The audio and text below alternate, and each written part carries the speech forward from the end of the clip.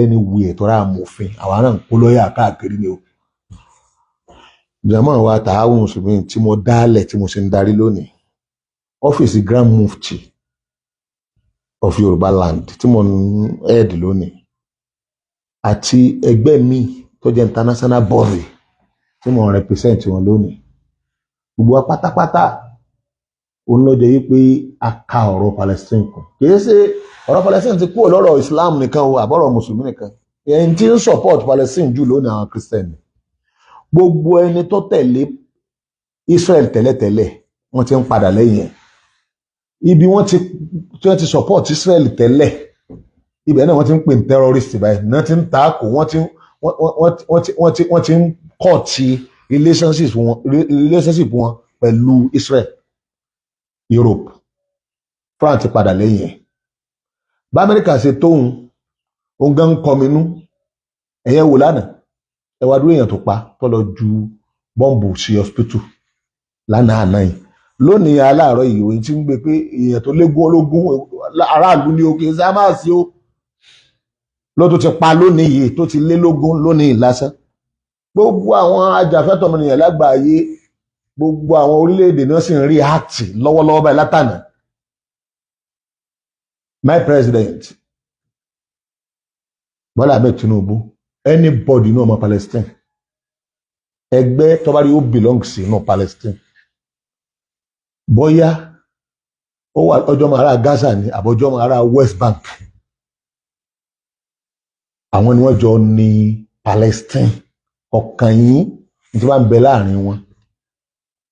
DSS, Nigeria Security Generally, ògidì ọ̀rọ̀ tí wọ́n fẹ́ bá yín sọ ò ní pé ẹ consider wípé àwọn èèyàn ó hate Nàìjíríà wa tẹ́ bá ń gbógun tó ọmọ Palestine Nàìjíríà tẹ́ arrest. Téèyàn bá ṣẹ̀sófin tó lẹ́rìí tó dájú, ẹ sọ jáde. Ẹ má jẹ́ wọn torí ọ̀rọ̀ Palestine ó léwu díẹ̀.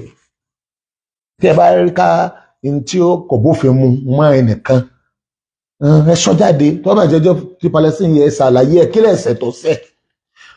Àwọn tá a mọ̀ yìí, Nigeria Embassy Nigeria, Palestinian Community Nigeria, leaded by olórí wọn tí wọ́n ní òun ni wọ́n mú báyìí. Àwọn ọmọ wọn sí terrorist pa. Kò síwèé ìròyìn Nigeria kan tó gbé rí ìpè bá terrorist ni wọ́n. Nigeria government òṣèlú wà nínú ilé àti níta léètọ́ hàn tí kò rújú. Àwa igangan láhàlá o, Palestine kò ní embassy ní Abuja o, ó ti ní embassy tipẹ́tipẹ́ o. Kìí ṣe pé wọ́n ṣe ní embassy báyìí o. Bí Israel ṣe lẹ́mbàsì tiẹ̀ ní Palestine náà ní embassy tiẹ̀. Tẹ́ ẹ̀ bá ti ní ti embassy Israel pa lórí bí ṣe ń pààyàn, tó yẹ kẹ́yìn náà ó react bí South Africa ṣe react. South Africa mẹ́yẹn tí ò tó Nàìjíríà. Kẹ́ ẹ̀ react bí àwọn orílẹ̀-èdè ńláńlá tí àwọn European country, Christian country tó pé Christian lọ́pọ̀ jù mẹ́ tí wọ́n ṣe Mùsùlùmí rárá. Wọ́n ṣe ń react sí ẹ̀tọ́ ọmọnìyàn. Ìtọ́ wa le jù SS ibẹ̀ ẹ̀ mọ̀ ẹ lọ gọ́gùn ẹ̀ àbí kẹ́ ẹ lọ sí sáìtì wọn. Àjọ tí ń dájọ́ àgbáyé, ilé ẹjọ́ àgbáyé, ó ti pè wọ́n lọ́daràn. Tí olórí wọn Benjamin Netanyahu bá físìtì orílẹ̀-èdè tó bá ń tẹríba fófin àgbáyé o, wọ́n gbọ́dọ̀ mú gẹ́gẹ́ bí kírímínà apààyàn. Ẹ gbọ́dọ̀ bá Mossad Israeli ṣe. Tọ́lá ti Mossad yìí àti sọ́jà wọn àti gbogbo wọn ni wọ́n jọ ń gbógun ti Palestine. Over 65,000 èèyàn ló ti kú. Sámàsì nù. Ọmọ kékeré more than 20,000 ni wọ́n lọ rí pa. Ntí ilé ẹjọ́ àgbáyé ti dá ẹjọ́ ẹ̀ tó ti sòdodo. Ilé ẹjọ́ àgbáyé ta ló ní? Kìí ṣe Lárúbáwá, kìí ṣe Mùsùlùmí. Ilé ẹjọ́ tí ọ̀fẹ́ rí kankan ni. South Africa lọ́kọ́ lọ sí ilé ẹjọ́ kí àìmọye orílẹ̀-èdè tó ti lé 20 báyìí. Tán ti wá lọ join rẹ̀. Kò wá ní dákọ́ ajẹ́kó lè dé Nàìjíríà tó ní bùkátà sí kó bá gbogbo èèyàn ṣọ̀rẹ́. Èyí tó kan Nàìjíríà wa pẹ̀lú gbogbo orílẹ̀-èdè ó náà ní tí ọba sáfàdé fáwọn ọmọ orílẹ̀-èdè a ní ìdí Mossad, a ní ìdí Israel. Orílẹ̀-èdè tí gbogbo èèyàn dẹ́yẹ sí ó lè kó bá àṣepọ̀ wa pẹ̀lú àwọn míì. Gbogbo èèyàn ní ń pariwo mọ́ àwọn èèyàn ni wọ́n ti ń dìde láti kọ́ọ̀tì àlàkọ́ọ̀tì wọn. Ẹ dákun, orílẹ̀-èdè wa yìí kò fara mọ́ ká máa gbé lẹ́yìn ẹnìkan torí ó pa ọ̀nà táwọn náà ń gbà ara wa ràn lọ́wọ́ àtàṣepọ̀ ọrọ̀ ajé wa àṣepọ̀ wa pẹ̀lú àwọn orílẹ̀-èdè kan lágbàáyé yóò pa lára. ẹni tí ẹ mú ẹ rìlíìsì ẹ nítorí Ọlọ́run ẹ rìlíìsì ẹ. àwọn èèyàn kan ń bẹ tó jẹ́ pé òótọ́ là máa ń wá mùsùlùmí bẹ́nu wa tá a pọ̀ dìbòdìbò ní àní dìbò fúnjọba tí ó bá ń gbè lẹ́yìn Israel against Palestine láyé àní dìbò fún. ó sì bẹ̀rẹ̀ rí nkálukú ti máa sọ fúnra wọn wọ́n ti ń gbọ́ wọ́n ti ń kà lórí social media wọ́n ti ń kà lórí pépà àwọn pépà tó gbajúmọ̀ ti gbé wọ́n lè mú olórí àwọn Palestine Nàìjíríà ẹ̀rí ilé ìsẹ̀yìn mọ́ kó bájọba Bọ́lá Ahmed Tinubu. àwọn èèyàn tí wọ́n ní Palestine nú pọ̀ kò yẹ ṣe Muslim nìkan àti Christian tó lóòótọ́.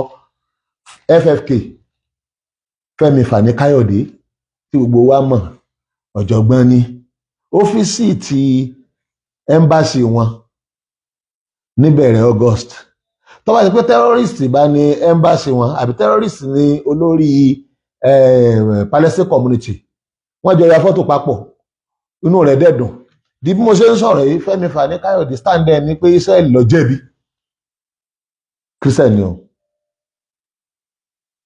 ẹ̀yin DSS ọ̀rẹ́ àwa o ẹ mà wá mọ́ bá yín ṣe ẹ lọ béèrè report wa níbi tí mo wà yìí àwọn èyí ta sí tí òfin ọba faramọ́ kéèyàn tó lè gbà lọ kóòtù lórí pé bẹ́ẹ̀ àṣe kankan tí ọ̀dà yóò win ní ìlògbó lè ṣẹlẹ̀ because ká tó ṣe anything àkọ́kọ́ legal department wà táwọn legal department lẹ́yìn náà human rights wà tọ́pọ̀ àwọn lọ́yà la kó síbẹ̀ láwọn lọ́yà tó rí wọ́n pé a sì ní àṣepọ̀ pọ̀ mọ́ àwọn ajàfẹ́tọ̀ ọmọnìyàn nínú Nàìjíríà àti ní outside Nàìjíríà ajàfẹ́tọ̀ ọmọnìyàn àwọn èyí fara mọ́ kán máa pa àyàn kán máa bá àyàn jà kódà a lè máa sọ ráìtì wa a lè jà fún ráìtì wa kò bá jẹ́ pé ọ̀dọ̀ Christian ni a béèrè ráìtì kò bá sọ̀dọ̀ mùsùlùmí a béèrè ráìtì òdodo làwa sì máa ń sọ.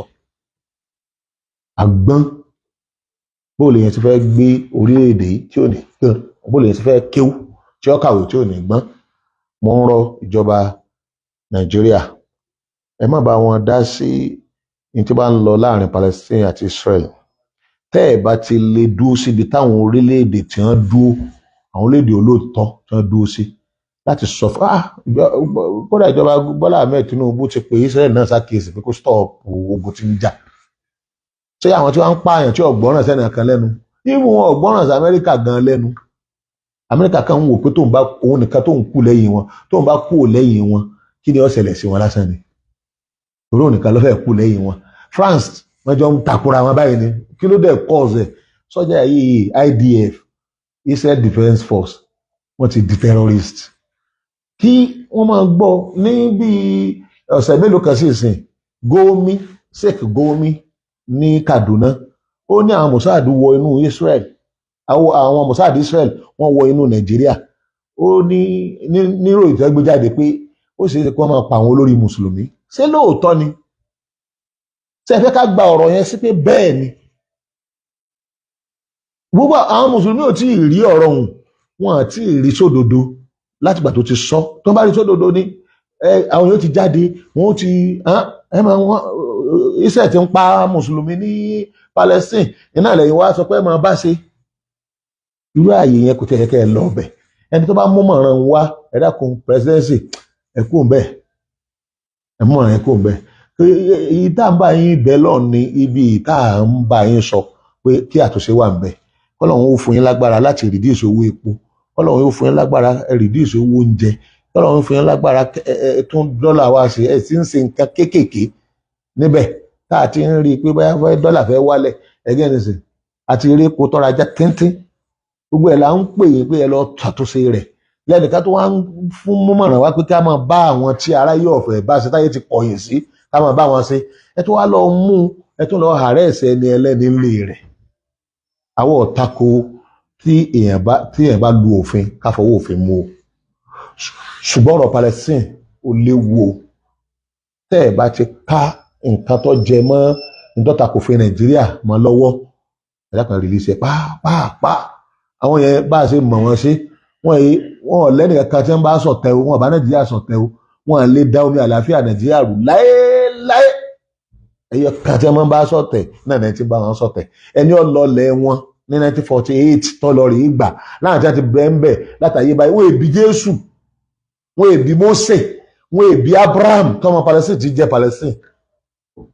Canaan orúkọ wọn ni wọn ń pè ní Canaan.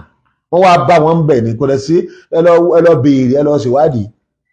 gbogbo èèyàn lọ́mọ̀ pé wọ́n á bá wọn nílùú wọn, wọ́n á gbé orílẹ̀-èdè wọn lórí ilé ó lẹ̀. So Israel Ministry of Defence ẹ má bàa ṣe o, Mossad àwa wọ́n gbalẹ̀ lọ́wọ́ Christian àdìdì Muslim ló gbà lọ́wọ́ rẹ̀ a ní láti bá Mùsùlùmí ẹ̀fà àgbàtà dálẹ̀ ń padà sọ́wọ́ Christian lóró ń lónìí. ibi mọ́kọ́lé mi sí lẹ́gbẹ̀ẹ́ rẹ̀ Almarum ẹ̀ lọ wádìí ẹ̀. Almarum ló nílẹ̀ ẹgbẹ́ ẹbẹ̀. èmi kọ́ mọ́sálásí àwọn ò lè lo ibẹ̀ yẹn fún wọn kan tó bẹ́ẹ̀ mọ̀. ṣé wọn ò ní mọ̀ wò pé báyà mo fẹ́ràn wọn àwò bẹ́ẹ̀. ẹ̀ẹ̀mejì abẹ́ mẹ́ta ọ̀tọ̀ọ̀tọ̀ làwọn èèyàn wá kán fẹ́ ta ilẹ̀ wọn fẹ́ lómi àwa la lé wọn kó bẹ̀ pé ara o àwọn Almarum ló ní ilẹ̀ bí ọ̀dọ̀ mi gágágágá. ẹ bá wo kàyéfì wa ni pé àwọn gangan fúnra wọn tó wá bá mi pé àwọn ọ̀fẹ́ kẹ́lómi ọ̀rà lẹ́yìn bí ọdún 4 tí mo ti ń wò pé tẹ́ẹ̀bà tà fún àwọn àbẹ̀wò ẹ má tà fún ẹlòmíì ẹ tà fún àná àwọn gangan lọ́wọ́ á bá mi yí pé ilẹ̀ yìí ìní gangan ni kí n rà. tẹ́ẹ̀bà lọ wo ilẹ̀ nísìn agreement mẹ́bẹ̀ ni láàrin èmi Dawood Moran àti Almarum Church àná nílẹ̀ torí pé nítorí kí ló jẹ́ fìtà fún mi torí pé wọ́n ní pé èmi náà mo bá wọn defend ẹ̀. Baptist òun ló ní Bowen tẹ́ bá dé orphanage home wa ẹ máa bá bọ́ọ̀ tí wọ́n gbẹ́ fún wa láti fi appreciate dáadáa tá a ṣe ṣe. a kì í ṣe terrorist ẹni tó mọ òfin tó sì mọ ẹ̀sìn rẹ̀ ni dáàmú ẹ̀ jà fún ni pé ọ̀ lè yẹn wá dé bọ́tán. mo ń bá yín sọ lónìí ọ̀rọ̀ tọ̀rọ̀ ẹ release owó Ọ̀ṣun fún wọn bàbá gbogbo wọn nìyí bí mi ṣe wáyé èèyàn mi ń bẹ l'APC èèyàn mi ń bẹ PDP èèyàn mi ń bẹ l'ADC wọn ṣẹgbẹ́ kankan èyí tó bá yẹ ká bá ṣoṣo dodo ọ̀rọ̀ á bá sọ reality ni ẹ release owó wọn fún ẹ. Number 2 èyí tó ṣẹlẹ̀ láìpẹ́ yìí ẹ má jẹ́ wọn fẹ́ lójú pàápàá ẹ má jẹ́ ọ̀pẹ́ rárá wọ́n má sì ń pé Israel fẹ́ máa support ẹ ń bá àwọn agbébọn tí ń jiyàn gbé ẹ ń bá wọn fà á kí àwọn aráàlú lè nífọ̀kànbalẹ̀ àti mùsùlùmí ni o àti kìrìsìtẹ́nì ni o àti ẹlẹ́sìn míì ni o. iṣẹ́ gbogbo àrẹjọ ń ṣe ẹ yọ Israel lẹ ẹ lọ wá ràn lọ́wọ́ yín sáwọn orílẹ̀-èdè mi. Britain wà ńlẹ̀, China wà ńlẹ̀, France wà ńlẹ̀, oríṣiríṣi country wà ńlẹ̀ ẹ lọ wá support wọn ẹ má wá support Israel tí aráyé ń bú lọ́wọ́lọ́wọ́ báyìí wọn ò lè tò lẹ́yìn rẹ̀ láti jọ máa kó gbòjà Palestine ẹ lọ change gbogbo abala yẹn Ọlọ́run yóò wà pẹ̀lú wa o. Reality òtítọ́ ìlà abáyín sọ láàárọ̀ yìí o Ọlọ́run jẹ́ kó yé yín Ọlọ́run jẹ́ kí n táwọn fẹ́ kẹ́ ẹ rí ṣe Ọlọ́run jẹ́ ẹ rí ṣe n táwọn fẹ́ kẹ́ ẹ rí ṣe náà ni pé gbogbo ohun tó ní aráàlú látàn fi pariwo kó tó di pa dìbò káwọn èèyàn gan rí pé yes gbogbo nǹkan ti dà especially ebi gbogbo nǹkan tó wọ́n ẹ má jẹ́ wọ́n parọ́ fún yín o and then àwọn nǹkan tí aráàlú ń tọrọ lóríṣiríṣi tí wọ́n ń gbé síwájú yín èyí àti ìṣe kọ́lọ́n fún yín ṣe Ọlọ́run wà pẹ̀lú wa subhanaka Allahumma bihamdik wa nashhadu an la ilaha illa anta nastaghfiruka wa natubu ilayk subhana rabbika rabbil izzati amma yasifun wa salamun ala al mursalin alhamdulillahi rabbil alamin.